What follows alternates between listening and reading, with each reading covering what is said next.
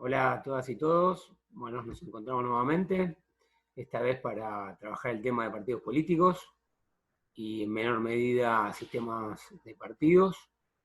La propuesta hoy va a ser hacer un repaso lo más sintético posible de la temática y dejar en las clases prácticas la profundización de la temática, porque es un texto, el de Malamud, que seguís un poco rebuscado, muy clasificatorio.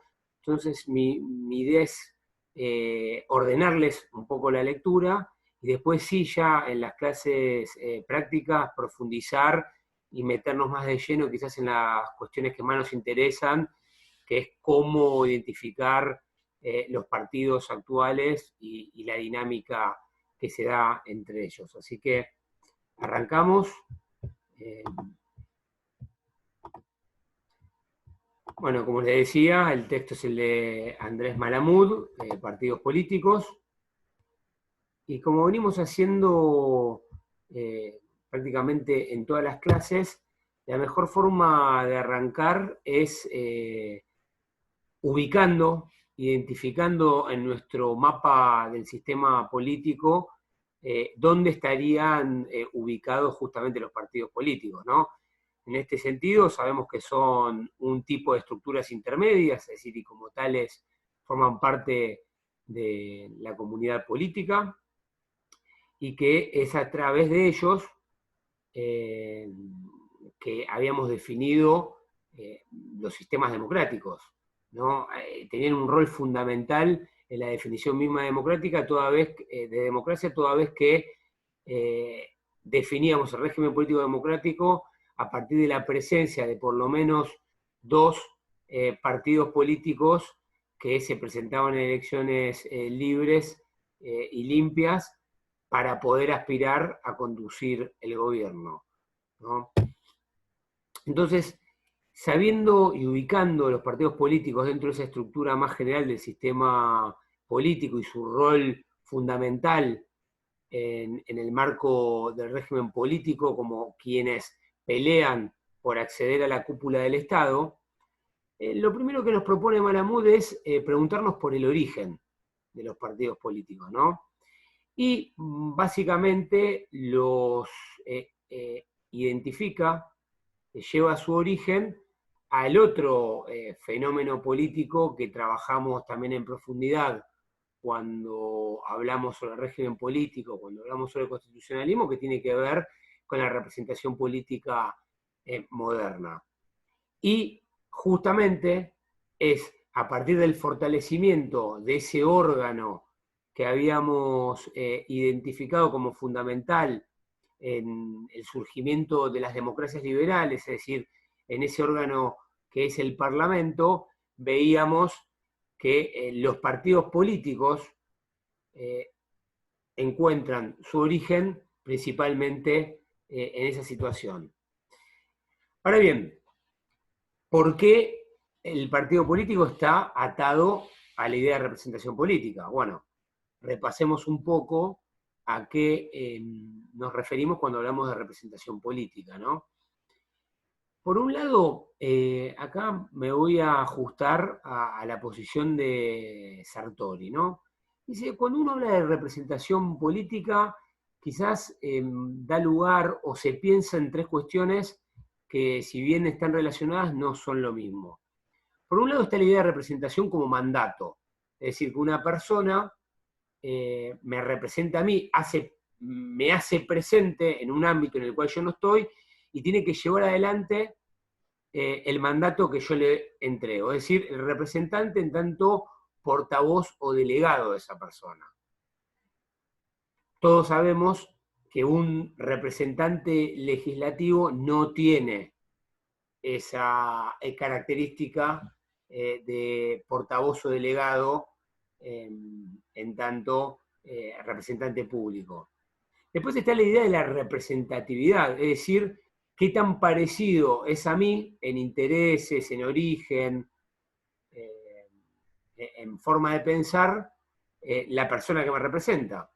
Entonces eso da la idea de que la representación tiene que ver con la semejanza o similitud entre el representado y el representante.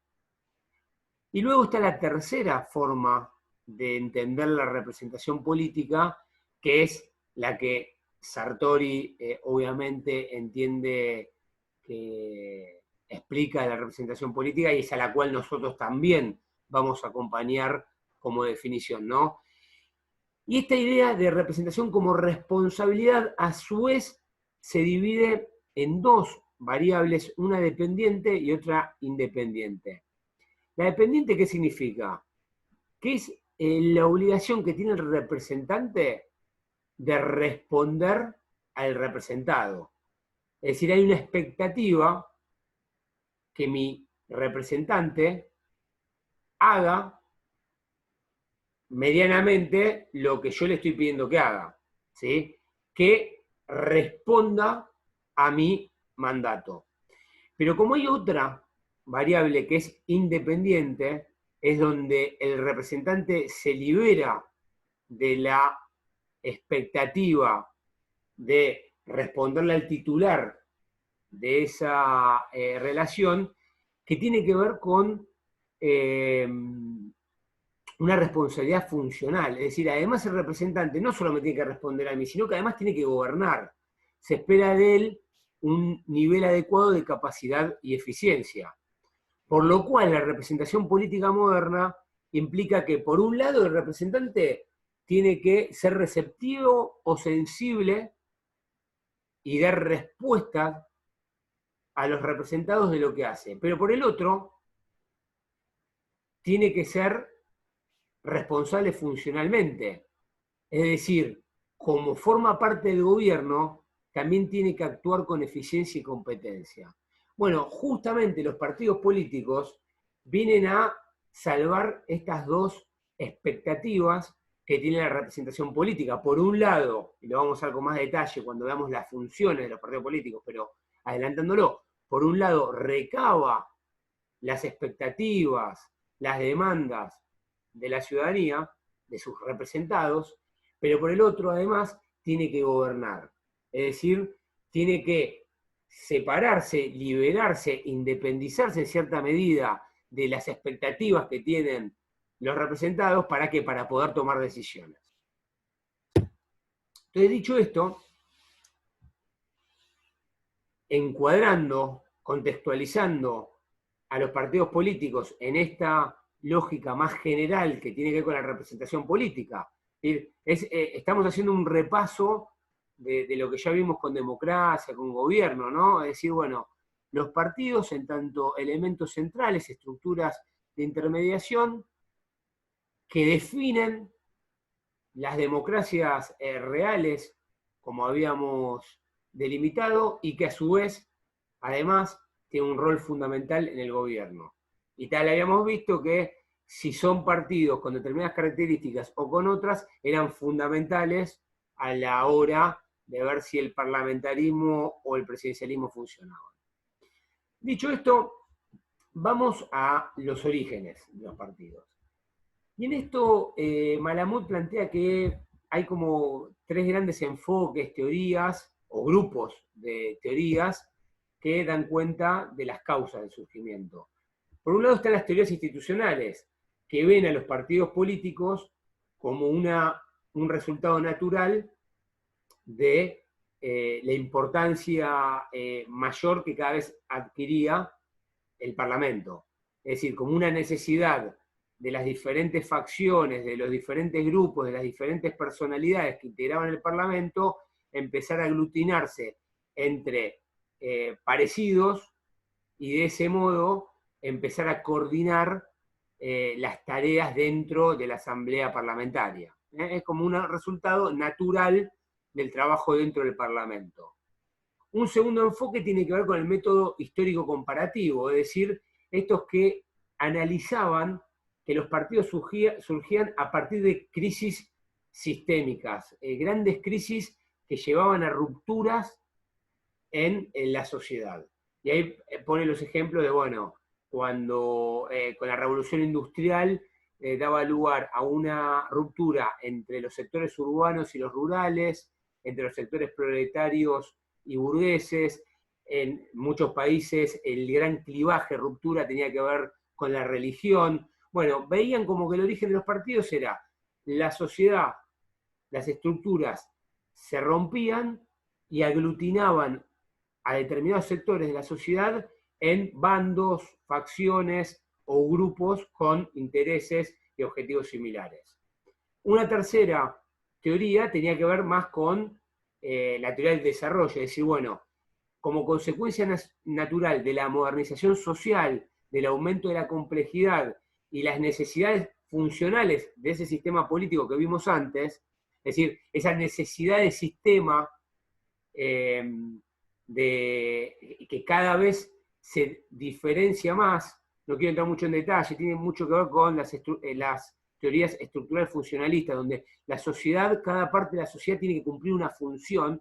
Bueno, ese sistema social genera, desarrolla una nueva función que es la intermediación. Es decir, estas estructuras de intermediación, ¿para qué?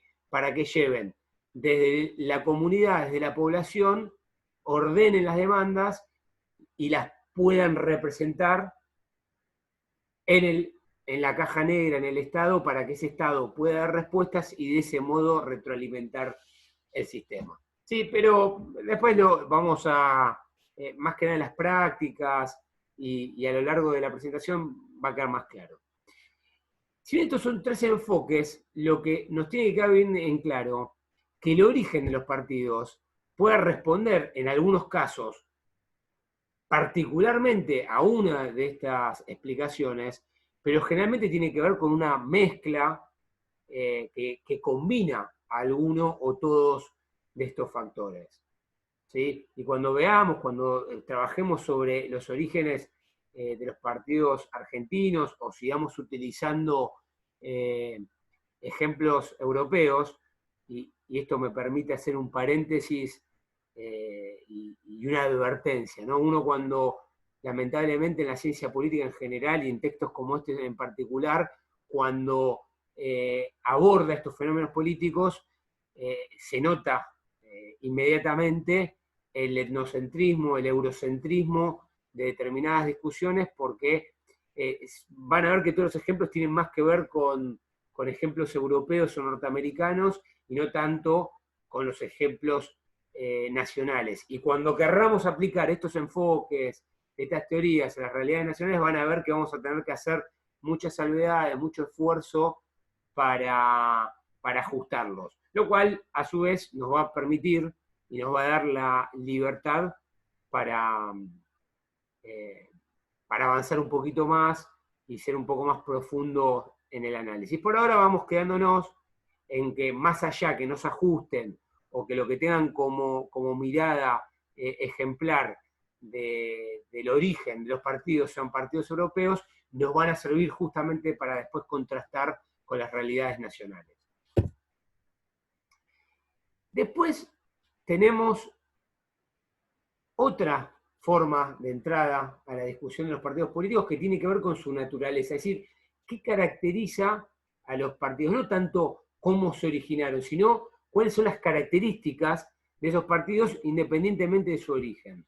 Y acá también tenemos tres grandes enfoques, uno que tiene que ver con su base social, es decir, bueno, los partidos son de determinadas características sociales, o son de raigambre obrera, o son de raigambre rural, o son policlasistas populistas, son étnicos, lingüistas. Es decir, el eje está puesto en cuál es la base, cuál es el grupo social que supuestamente representan. En esta idea que yo les había dado una de las formas de entender la representación política, ¿no? Como representatividad. Bueno, el Partido Laborista representa a los trabajadores. El Partido Conservador representa a las burguesías y clases medias urbanas de Inglaterra.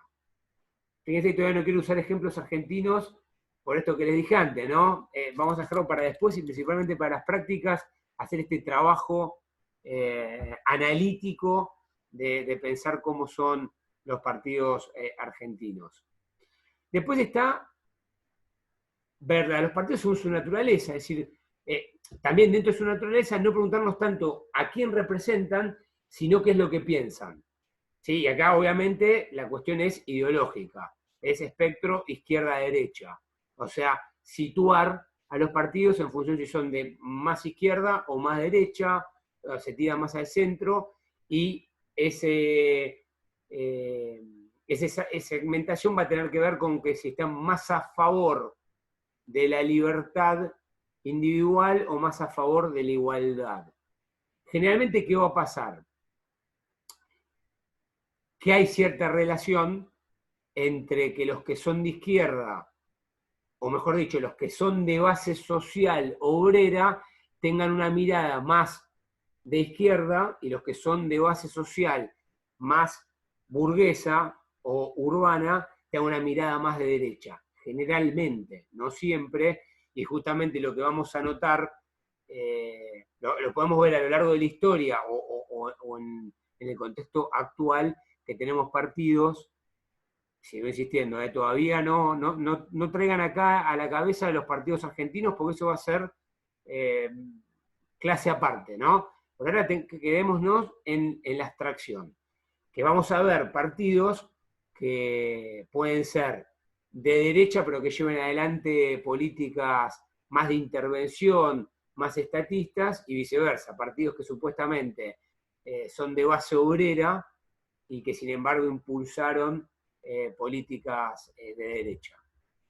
Y una tercera cuestión, no se preocupa tanto ni cuál es la base de representatividad de esos partidos, ni cuál es su orientación ideológica, sino que estudian más que nada cómo se organizan. Y acá ponen el eje en que son organizaciones que tienden a mimetizarse con la forma característica de la modernidad, es decir, con las burocracias estatales, y que como tales, independientemente, insisto, de cuál es su base de representación o cuáles son sus ideas, casi todos los partidos guardan cierta similitud con la necesidad de adaptarse al ambiente con el fin de obtener éxito y sobrevivir. Con lo cual eso los va a llevar muchas veces a cambiar o adaptarse, insisto, a las necesidades y a veces, si se quiere, violando o escapándose de los mandatos originales que le dieron determinada forma o que lo orientaron de determinada manera en términos ideológicos o que lo ataron a determinado grupo social al cual representaban.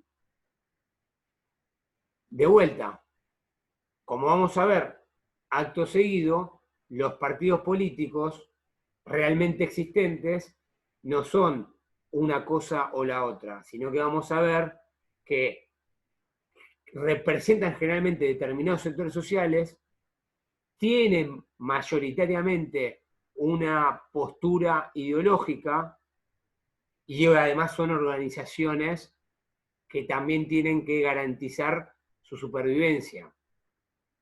Y vamos a ver que algunos nacieron principalmente en el seno de los parlamentos, otros nacieron como resultado de un proceso de modernización y otros nacieron porque se dieron grandes rupturas históricas que separaron en determinados sectores a la sociedad.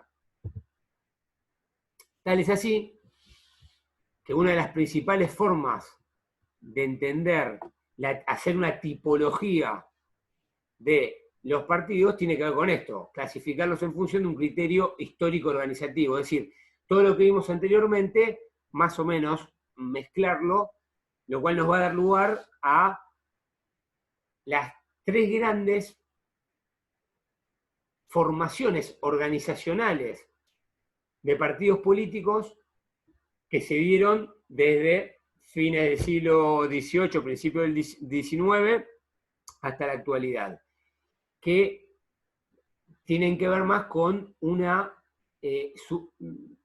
no están superpuestos, sino que se superan, se reemplazan históricamente. Por eso es histórico organizativo, porque pone el eje en cuáles sean las características organizacionales cuáles eran las características de su surgimiento y cómo se fueron sucediendo históricamente en el tiempo. Por eso el primero es el Partido de Notables. Es justamente el que nace en el seno de los parlamentos.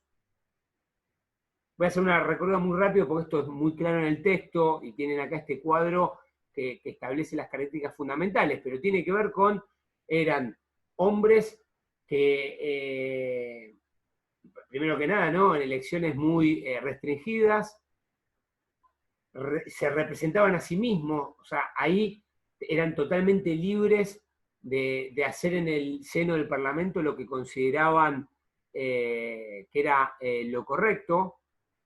No representaban a sus electores, es decir, no tenían que darle respuesta, sino que expresaban sus propios intereses, se financiaban con sus propios recursos o generalmente con las familias patrocinantes. Generalmente el representante de esos tiempos era gente que no necesitaba la política para hacer política, era generalmente gente rica, y no había grandes ideas o programas ideológicos, programáticos, a la redundancia, que orientaran su accionar, sino que actuaban según su interpretación de la situación puntual, y particularmente, generalmente todos hablaban en nombre del interés general, era como que era la unidad nacional y que cada uno se presentaba como el principal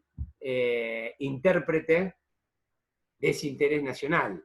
Pero no, ahí no teníamos presencia sobre una postura de izquierda, derecha, una postura respecto a la religión, a la cuestión urbana, etcétera, etcétera.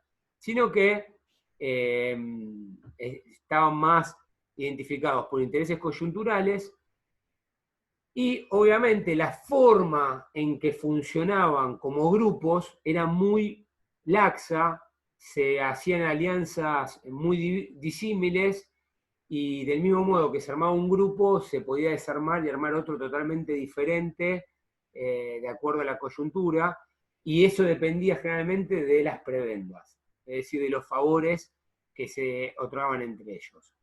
Ahora bien, con el aumento de la participación política y principalmente con la incorporación del sufragio universal, lo que sucede es un fenómeno que obliga a los partidos políticos a adoptar una forma diferente. ¿Para qué? Para poder canalizar el mayor caudal electoral. Y los que toman la iniciativa en ese sentido son justamente los partidos de raigambre obrera, principalmente los de tipo socialista. ¿Por qué? Porque a diferencia de todos los partidos de notables, ellos no van a contar ni con los recursos, ni con el acceso privilegiado al Estado para hacer política, sino que justamente se tienen que organizar, ¿sí? Tienen que generar fuertes lazos organizativos de tipo vertical, y ahí sí, ya se dirigen exclusivamente a su electorado, a su base social. ¿Sí? Ahí sí ya hay un reflejo más concreto entre el partido y la base social a la cual representan. Y ahí se acaba ya la idea de que el representante hace lo que quiere en el Parlamento. Ahí se incorpora la disciplina partidaria, ahí aparece la disciplina partidaria como quizás la principal característica de esa nueva forma que adoptan los partidos políticos. Y como son partidos políticos generalmente de tipo obrero, no tienen plata. Es decir, los recursos surgen de la financiación de los propios afiliados y mediante actividades colaterales. Son esos partidos, de vuelta, pensemos, son más los europeos, ¿no? Son partidos que tienen, por ejemplo, mutuales, cooperativas, la prensa es fundamental, es prensa partidaria, no existe la prensa, entre comillas, independiente. Bueno, a partir de ahí se financian y obviamente tienen una sólida base ideológica, ¿no? Ahora bien, ¿qué pasa? Esa estructura organizacional que empiezan los partidos obreros socialistas, les empieza a dar una ventaja organizacional competitiva que rápidamente los partidos que eran más burgueses, pero eran más de tipo de notables, tienen que empezar a imitar, tienen que empezar a adoptar formas similares para no quedar derrotados en la contienda electoral. Es decir, se tienen que empezar a mimetizar organizacionalmente con esa lógica del partido burocrático de masas. Ahora bien, este partido surge porque estábamos todavía en presencia de sociedades relativamente estables en términos estructurales. Es decir, estaba el laburante y el burgués. La diferenciación dentro de los trabajadores, entre trabajadores más de cuello blanco, un aumento de la complejización social, donde empiezan a aparecer fenómenos más de tipo medioambientales, el feminismo, problemas más de tipo regionales, que empiezan a complejizar aún más la situación social y ya dificulta el poder enmarcar todo dentro de un programa, empieza a dar lugar a lo que se llama partido profesional electoral. Es decir, esas sociedades, a la vez que mejoran en su condición social, empiezan a, entre comillas, a refinarse en términos de sus intereses. Con lo cual los partidos empiezan también a modificar sus estructuras y su orientación ideológica. ¿Para qué? Para poder captar a una mayor cantidad de electores. Con lo cual empieza a perder papel la burocracia interna del partido y empiezan a tener más rol los profesionales del partido. Es decir, esos que tienen más capacidades de interpretar y ofrecer propuestas de políticas públicas más sofisticadas de acuerdo a la sofisticación que se estaba dando en la sociedad. Entonces ya el partido no exige una gran participación, movilización partidaria de afiliados, sino que pide más que nada una participación durante elecciones. ¿Sí? Se dirige más que nada en los momentos electorales y se le dirige al afiliado, o si se quiere, al simpatizante en tanto elector y no tanto en miembro activo del partido político. Ya el partido deja de ser tan exigente con sus afiliados. Y acá aparece también, empieza a tomar más sentido no tanto el líder partidario, sino más que nada el líder legislativo, el líder, el que tiene más preeminencia, si se quiere, en la discusión pública, en la aparición de la construcción de show en torno a la política, ¿no? Entonces acá las nuevas modalidades que adoptan los medios de comunicación de masa empieza también a hacer hincapié. La prensa partidaria pierde lugar, gana más que gana lugar los medios de comunicación neutrales, ascéticos, y en ese sentido empiezan a ganar preeminencia los representantes públicos que se pueden mover mejor en ese nuevo escenario comunicacional. Y acá ya entonces la financiación deja de ser tan importante la que le pueda dar la propia estructura partidaria. ¿Por qué? Porque justamente en este nuevo escenario donde los medios de comunicación son fundamentales para vender nuevos personajes públicos, son mucho más costosos. Entonces son necesarios el financiamiento a través de empresas, grupos de interés y cada vez más a partir del Estado. ¿Para qué? Para justamente llevar adelante esas campañas más costosas. Y como le decía antes, como la sociedad se complejiza, se vuelve más sofisticada, y ya los problemas no son tan blanco-negro, más Estado o menos Estado, y empiezan a ser más insisto, refinados en las propuestas que desde el Estado se le pueda dar a el tipo de educación, a diferenciar la educación de acuerdo a barrios y provincias, ya no es la educación, la misma educación para todos, empezar a incorporar el problema de las diferencias de género, e incorporar la cuestión ambiental, las diferencias entre regiones, es decir, se empieza a complejizar más la capacidad que tiene el Estado de dar respuesta a esos problemas sociales, con lo cual los partidos también tienen que responderse y acomodarse a una nueva forma de respuesta. Entonces, ya no es tan importante la ideología y el crecimiento que hacían los militantes dentro de esa organización burocrática partidaria, y empieza a ser más importante el rol que puedan tener determinados profesionales o personajes externos al partido que vienen con propuestas, con ideas, o que se presentan como los que entienden más y cómo pueden resolver los problemas de la hora. Cuando vayamos, insisto, cuando en las clases prácticas podamos trabajar sobre los ejemplos históricos y actuales, van a venir inmediatamente, ¿no? Los ejemplos. Entonces, habiendo visto el origen, habiendo visto las características y los principales tipos de partido político, Malamud plantea como diciendo, bueno, estamos ahora en condiciones de definir lo que debería haber sido el principio. O sea, como que dice, a propósito, dejé la definición para después. Es decir, lo que habitualmente cualquier análisis de un concepto político arranca por su definición, él lo lleva hacia la mitad del texto.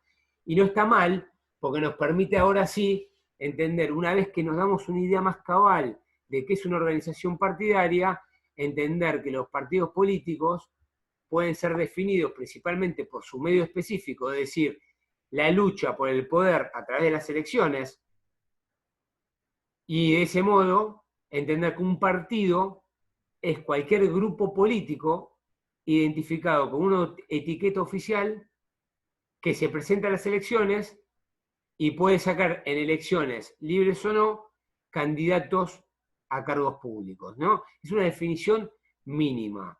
Los grupos que son aceptados en una contienda electoral y gracias a ella pueden gobernar son partidos políticos. ¿Qué características, qué ideología, dónde nacieron, cuándo nacieron, cómo nacieron, qué piensan sobre una cosa, qué piensan sobre otra? No importa, son atributos adicionales, ¿sí? Entonces, primera definición.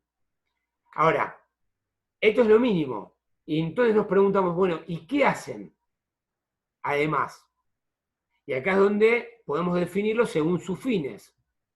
Y acá, según sus fines, lo habíamos establecido al principio, es decir, son intermediarios entre la sociedad y el Estado. Representan y gobiernan. Es decir, son centrales para la representación política. Es decir, para ser receptivos a las demandas, como les dije al principio, pero además también para ser responsables funcionales a la hora de gobernar con capacidad y eficiencia. Por eso, por el lado de la representación como principal función, tienen la de agregar y filtrar demandas, si son ellos los que dicen qué temas se discuten y cuáles no en el marco del Estado, movilizan socialmente e integran socialmente, a veces más, a veces menos, a veces hacen lo contrario, ¿no? A veces desmovilizan y excluyen socialmente. Son los responsables justamente a través del filtro de hacer que determinados sectores sociales nunca sean expresados políticamente. Tema que seguramente vamos a discutir en las clases prácticas. Después, obviamente, estructuran el voto. La democracia la definimos en función de la existencia de ellos. O sea, ellos son los que compiten, recuerden la definición de Schumpeter, ¿no? Son los que compiten por el voto para tener la posibilidad de gobernar, de tomar decisiones.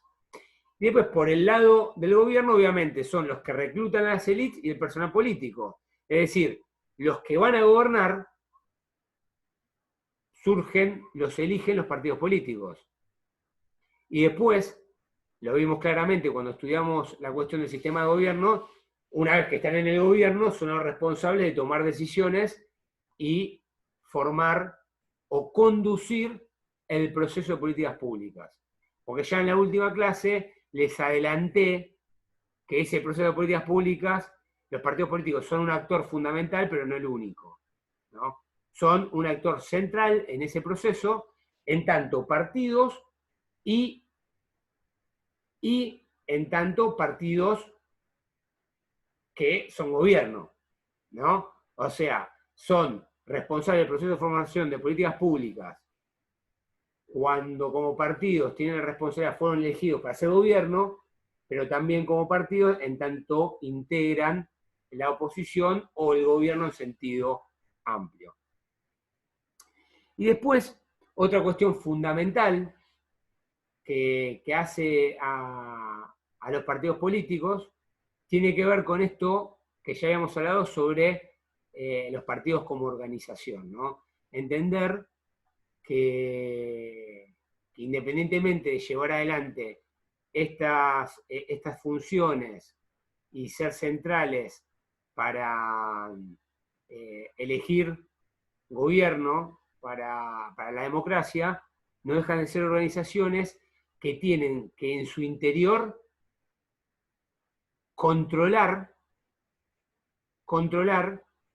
lo que un autor que se llama Panebianco sostiene que son las fuentes del poder dentro de un partido. Son áreas de incertidumbre que tienen que ver con la competencia, es decir, la capacidad de entender y llevar adelante la función partidaria, las relaciones con el entorno, es decir, dentro del partido, los que tengan mejores vínculos con los otros partidos, con el Estado, con los grupos empresarios que pueden darle ventaja, con los medios de comunicación, tienen una ventaja respecto a los otros sectores dentro del partido.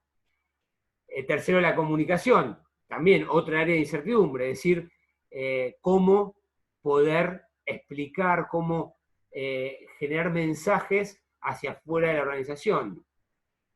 Cuarto, las reglas formales, es decir, cuanto más yo entienda cómo funcionan las reglas dentro y fuera del partido, me da dentro del partido poder.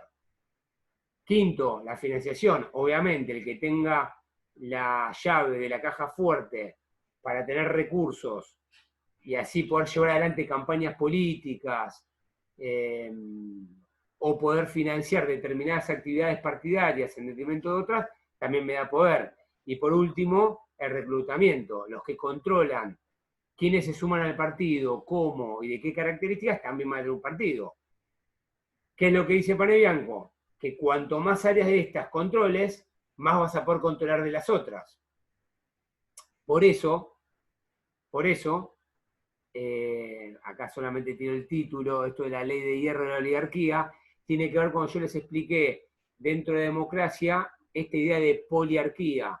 ¿Por qué los partidos políticos en definitiva se terminan convirtiendo en organizaciones que más que cumplir todas las otras funciones que se consideran, en realidad la principal función que tienen es reproducirse, crecer, controlar el poder interno de la organización, para de ese modo presentarse a elecciones, ganar y de ese modo continuar dentro del proceso eleccionario. Por eso vamos a ver que generalmente cuando hablamos de crisis de representación política o crisis partidaria tiene que ver con esto, es que los partidos cada vez están vistos más como esferas autorreferenciales que se preocupan menos por agregar demandas por movilizar e integrar socialmente que por ver cómo consiguen recursos, cómo se pelean entre sí y cómo de ese modo logran perpetuarse en el tiempo. Ahora bien, estos son los partidos individualmente. Otro tema fundamental, que voy a hacer lo más rápido posible, tiene que ver con el sistema de partidos. Es decir, los partidos políticos se terminan de constituir en tanto se relacionan con otros. ¿Sí? La característica fundamental de los partidos políticos, a diferencia de otro tipo de organizaciones, es que tienen que competir con otros para poder sobrevivir y continuar. Entonces, en esa competencia, en ese accionar restringido por el régimen político, restringido por el sistema político, es decir, por las pautas culturales, y restringido por la presencia de justamente otros partidos políticos, va generando pautas de interacción, corrientes de interacción, que va a dar lugar a cierta estabilidad en el modo en que esos partidos se vinculan entre sí y en cómo canalizan demandas hacia el Estado y cómo filtran demandas hacia la sociedad. Por eso, ¿cuáles son las propiedades del sistema partido? Es decir, ¿cuáles son las propiedades de las relaciones permanentes, regulares entre los partidos? Bueno, por un lado es la volatilidad, ¿sí? Cuando uno quiere analizar el sistema partido se pregunta cómo cambian los votos entre un partido y otro. Es decir, generalmente el electorado cambia mucho de voto o no cambia mucho. Es decir, ¿es muy volátil el sistema o es estable? Otra cuestión, ¿es polarizado o no es polarizado? Es decir, ¿hay mucha distancia ideológica entre los partidos o generalmente todos tienden a acercarse hacia el centro, más o menos todos a pensar lo mismo? Otra cuestión es cuáles son el número efectivo de partidos, es decir, cuáles son los partidos que realmente importan, es decir, los partidos que efectivamente tienen presencia en el Parlamento. Después, otro tema, otra propiedad que puede tener un sistema de partidos es la desproporcionalidad electoral, es decir, si hay relación entre la presencia que tiene ese partido en el Parlamento y la cantidad de votos que saca en la sociedad. Yo esto es algo que les había dicho, hay sistemas que son más, sistemas electorales que son menos proporcionales, es decir, que son mayoritarios, que le dan mucha más representación a partidos que tienen mucho menos votos. Entonces eso puede generar un sistema de partidos desfasado respecto a la sociedad. Y otra cuestión que puede tener el sistema de partido es decir, bueno, ¿cuáles son las dimensiones temáticas? ¿Cuáles son los temas importantes dentro de un sistema político, de un sistema partidario? Es decir, todo gira en torno, o principalmente gira en torno a la economía, a si más Estado o menos Estado, o gira en torno a la cuestión étnica, o gira en torno a la cuestión religiosa, o gira en torno a la cuestión ciudad, campo, está atravesado, bueno, eso da lugar, ¿a qué da lugar? A estas propiedades, a diferentes enfoques. Es decir, los que ponen más que nada el centro del análisis en la competencia espacial, es decir, qué tan competitivo es el sistema como mercado que se le ofrecen políticas al electorado en tanto consumidores, esa es la metáfora del mercado, o tenemos los enfoques genéticos, que tienen que ver con esto que yo les contaba al principio sobre los enfoques históricos comparativos, ¿no? Es decir, bueno, ¿cuáles fueron los clivajes, las divisiones sociales que generaron conflictos que llevaron a que determinados sectores se agrupen en partidos? Y después, entonces eso va a dar un sistema de partido de tipo que el principal clivaje pueda ser obrero burgués, o que sea urbano rural, o que sea católico laico, ¿sí? Va generando diferentes cuestiones. Y después está el enfoque morfológico, que le importa mezclar la lógica más de la competencia, es decir, el formato de la polarización,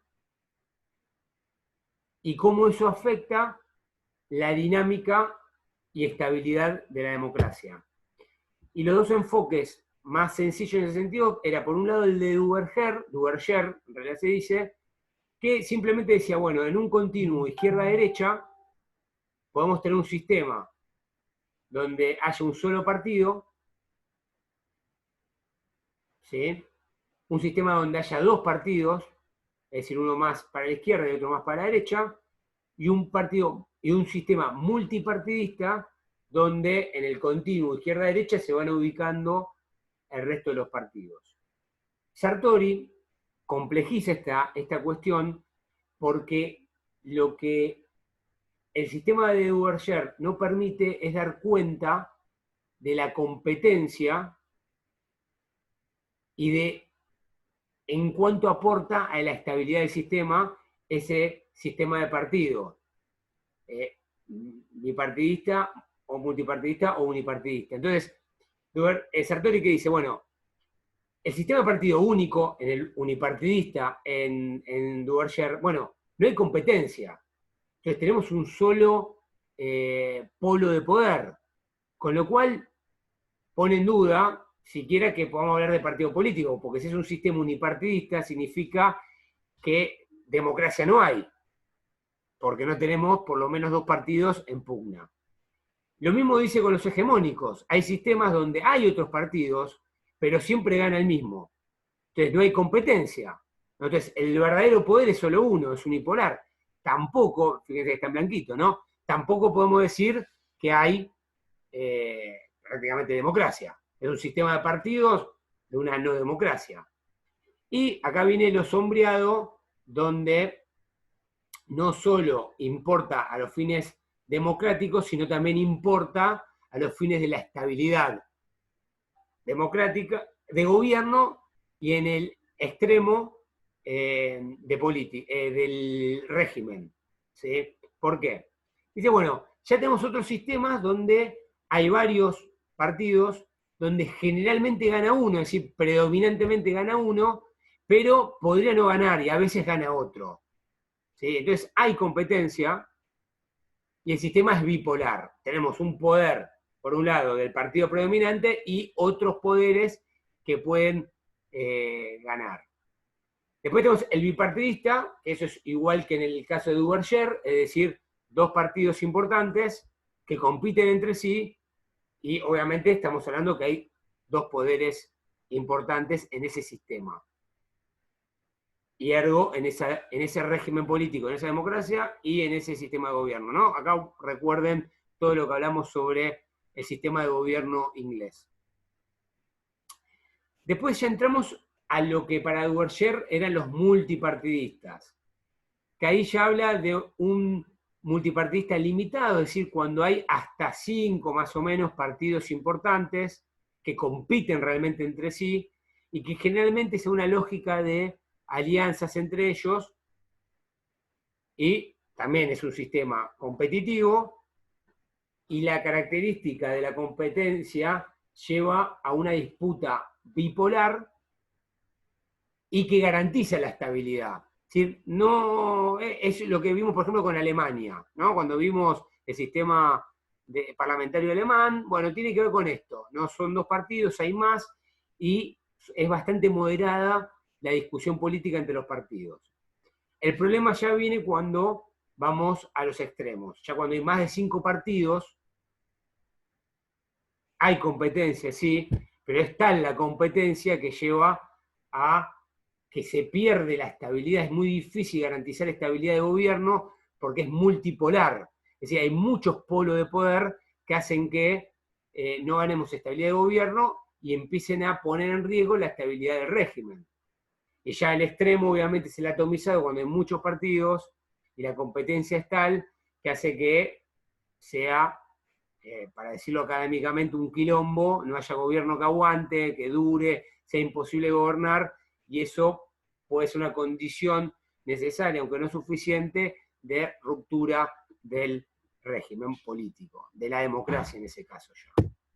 Entonces acá, básicamente, ¿qué es lo que dice? Los sistemas bipolar y moderados equilibran el sistema político, ¿no? Esto que les dije es lo que estaba en gris, ¿no? Dentro de Sartori. Bipolar y moderado. ¿Sí? Dos grandes polos y que haya una competencia, una intensidad de la competencia que tienda hacia el centro, no hacia los extremos. Eso garantiza, pues facilita el gobierno, la alternancia, garantiza que el sistema político subsista. Lo que dice es, cuando ya el sistema de partidos es multipolar, eso tiende a la polarización y tiende a la centrifugidad, es decir, hace que el sistema se vuelva centrífugo, se vaya hacia los extremos.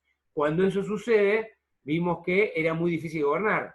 Recuerden cuando vimos sistemas de gobierno, ¿no? Qué difícil en un parlamentarismo a formar gobierno si todos pensaban diferente. Bueno, esto es lo que está pensando Sartori.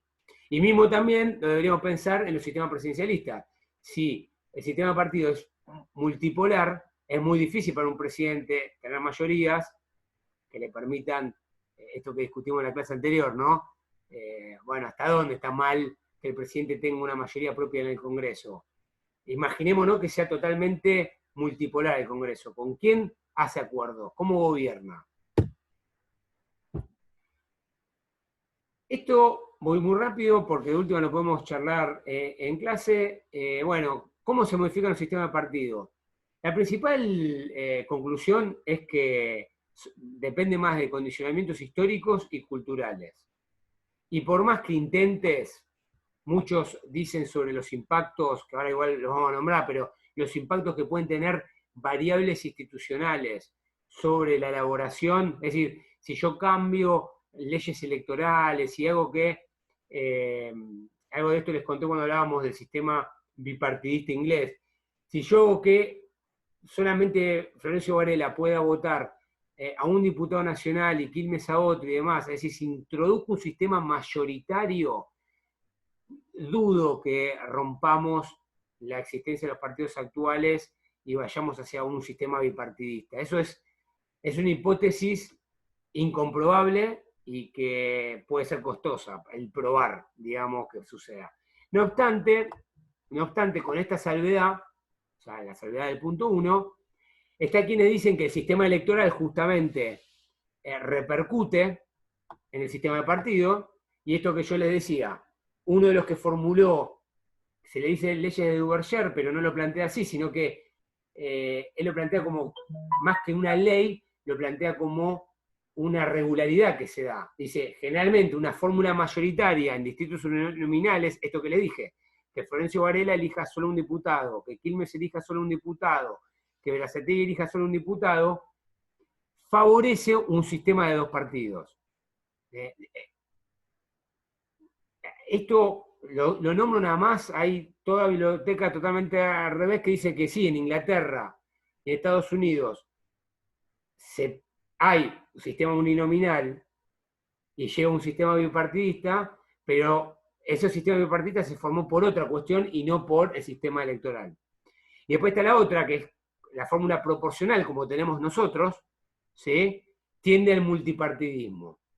Y acá hace un ejemplo, es decir, nosotros en la provincia de Buenos Aires tenemos un sistema proporcional en distritos plurinominales y realmente hay 2 o 3 partidos importantes, no es que surgen un montón de partidos. ¿Por qué? Porque cuando veamos, vamos a ver que generalmente los partidos importantes o la manifestación de alianza y los cambios de nombre y de etiquetas que actualmente tienen, no obstante, si tienen una raigambre histórica que tiene que ver con el punto 1. Hay condicionantes históricos y culturales que por más que yo cambie la regla de juego, la gente va a seguir votando de esa manera. Después está el impacto que puede tener el sistema de gobierno sobre el sistema partidario, ya sea que el presidencialismo o el parlamentarismo pueden tener un impacto. Nosotros, la verdad, no estamos de acuerdo con eso, lo nombro simplemente para que vean que es una postura que está, pero la verdad que generalmente importa más el sistema de partidos en cómo repercute el sistema de gobierno y no al revés. ¿Sí? Y lo mismo con Sartori, un sistema parlamentario con un sistema partidario multipolar no va a producir un sistema bipartidista, va a producir un quilombo. Y por último, y esto sí es importante, y lo vimos con el caso argentino, el federalismo. Eso genera una dinámica de discusión partidaria diferente a que si fuese un país unitario. Y lo vimos por la relación que hay entre los representantes de las provincias en el Congreso Nacional y cómo responden directamente a los líderes provinciales y no al líder de partido, lo cual eso reducía la disciplina partidaria nacional y generaba juegos políticos diferentes a nivel de gobierno, ¿no? Bueno, y como para ir concluyendo y tirar los títulos para discutir en las clases, ¿no? ¿Cuáles son las crisis y desafíos que enfrentan los partidos? Obviamente la crisis económica sumada a la sobrecarga de demandas hace que los partidos no puedan cumplir con esta doble función que le habíamos visto, ¿no? De representar, de responder a las expectativas sociales por la fragmentación, el aumento de la complejidad, pero a su vez porque cuentan con menos recursos y menos herramientas para dar respuesta del gobierno. Entonces los partidos se deslegitiman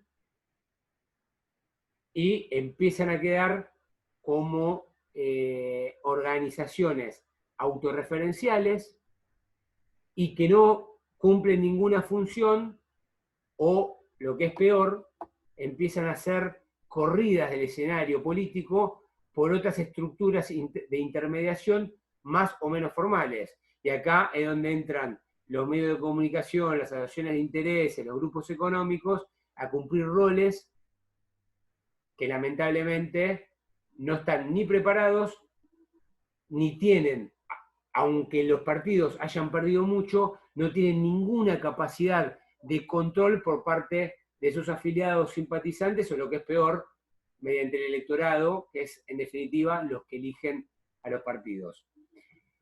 El programa habla del neocorporativismo, una cuestión más europea, si se quiere, que tiene que ver con que justamente esas demandas llegan al Estado directamente a través de, puede ser de los sindicatos o de las empresas o de las asociaciones empresarias, de los grupos de interés y no tanto de los partidos, es decir, se debilita el ámbito de representación política para que el gobierno directamente discuta con los intereses económicos directos. Obviamente la aparición de los medios de comunicación perjudican de muchas maneras, no solo a los partidos políticos, ¿no? Perjudican a la sociedad y a la democracia misma, pero una de las principales formas en que corren del eje a los partidos políticos tiene que ver con cómo interpretar la realidad social, ¿no? Los partidos políticos, recuerden los tres ejemplos que vimos, en los tres ejemplos, los que definían, tanto en el partido de Notable como en el de Masas y en menor medida en los partidos profesionales electorales, los de que definían cuáles eran los problemas sociales eran los partidos, no los medios de comunicación. En todo caso, esos problemas después se discutían a través de los medios de comunicación. pero se discutían las significaciones sociales que daban los partidos o los notables, o en menor medida la problematización de los problemas y cuestiones de política pública que establecían los profesionales de los partidos. Ahora es al revés, son los medios de comunicación los que le dan sentido a la realidad social y son los partidos los que tienen que actuar reactivamente a esa agenda que le ponen los medios de comunicación. Tenemos los movimientos sociales como una nueva forma de canalizar demandas únicas al Estado, lo cual complejiza que, lo que habíamos dicho, que los partidos políticos tenían una doble función: filtrar, procesar demandas, hacerlas atendibles para poder dar respuesta como gobierno. Entonces, en ese proceso vos podías incorporar demandas, articularlas con otras, mezclarlas, procesarlas, correr una, levantar otra, pero hacer atendible la problematización social. Acá los movimientos sociales exigen una demanda a la vez, lo que recarga el sistema político, recarga la capacidad de respuesta del Estado y lleva a la imposibilidad de dar respuestas únicas. Y por último, todo esto lleva al gran desafío de los outsiders, que en la lectura de Maramud, que dicho sea de paso es una persona con la cual no tenemos mucha cercanía ideológica, pero hay que reconocer que es un texto que presenta el debate, está pensando en, él es un claro ejemplo de los tipos que están cortados con la tijera de los que piensan la realidad con los ojos de afuera, le tiene miedo a los populistas, a los Chávez, a los Kirchner, obviamente a los peronistas. Él ve mal que la realidad no se ajusta a los partidos que él nos explicó. Pero también es cierto que los outsiders son los Macri, son los Trump, los Bolsonaro, con lo cual esto lo vamos a problematizar un poquito más, lo vamos a discutir, insisto, principalmente en las clases prácticas. No voy a entrar ahora en el caso argentino porque esto lo voy a dejar también para las prácticas, y sí les voy a contar que este texto no lo vamos a ver, no es obligatorio, pero sí en las clases prácticas me gusta poder por lo menos presentar una parte, una gran parte repite toda esta historia de los partidos notables, el partido de masas y profesionales, pero incorpora una cuarta categoría que se las voy a contar, pero me interesa contárselos. ¿Por qué? Porque me permite hablar de la cuarta categoría de partido político y ver cómo podríamos reinterpretar los partidos argentinos a través de cómo los partidos tienen que ver con una nueva modalidad de democracia. Entonces, simplemente les adelanto esto, no, ya es un tema bastante pesado como para continuar, pero les adelanto esto. Las próximas 2 clases presenciales, prácticas, vamos a trabajar, ya nos vamos a meter de lleno en cómo analizar las categorías eurocéntricas de partidos políticos a la realidad argentina, histórica, actual y proyectual, y incorporar una nueva discusión sobre si estamos en presencia de una nueva forma de partidos políticos y cómo eso se interpreta o se relaciona con el modo de hacer política y con la democracia actual. Así que nos vemos en la próxima. Saludos.